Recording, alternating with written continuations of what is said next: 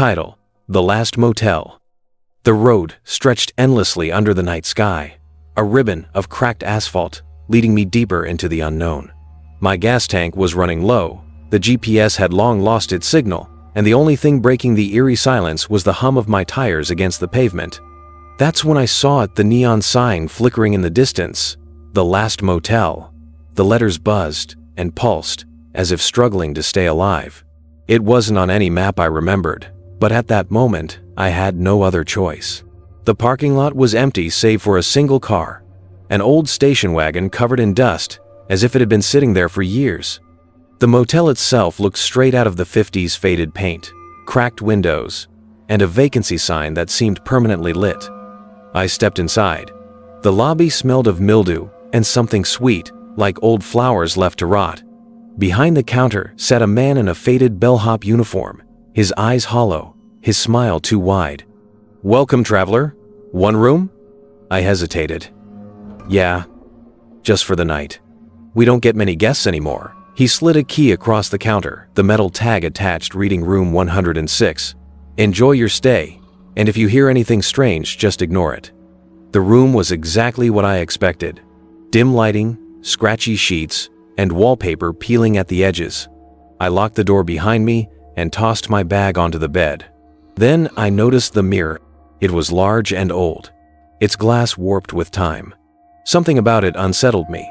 The longer I stared, the more I felt as though my reflection wasn't quite right, as if it lagged just a second behind my movements.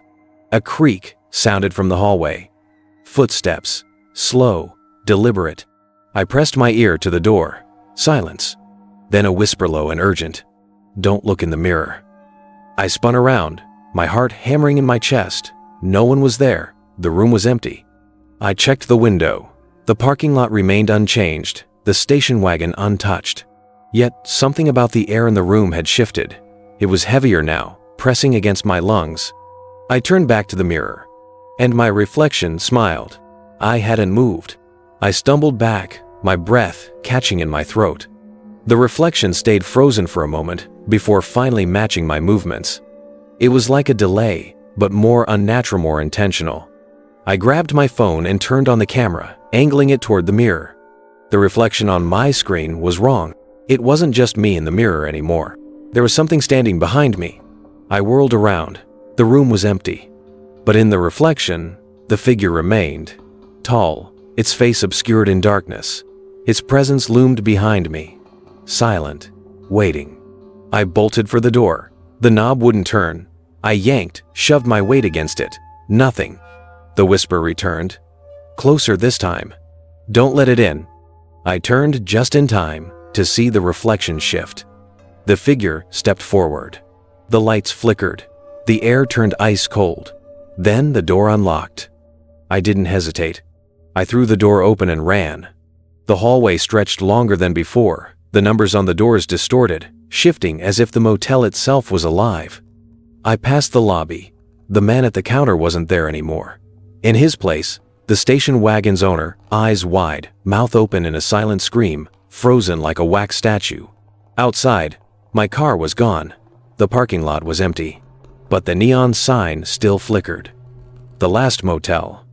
I turned back to the building, but it wasn't there anymore. Only darkness stretching endlessly behind me. And then, from the void, the whisper came one last time. "You checked in, but you can't check out." Epilogue.